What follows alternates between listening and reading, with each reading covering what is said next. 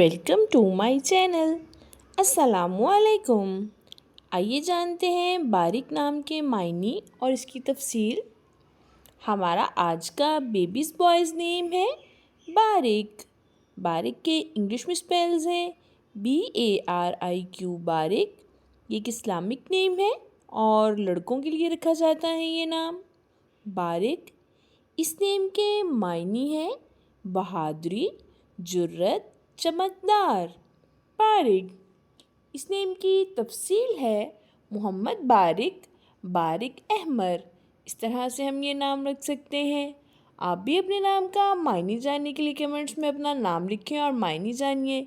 And अपने नाम की स्पेशल वीडियो बनवाने के लिए भी आप मेरे कमेंट बॉक्स में अपना नाम कमेंट कर सकते हैं।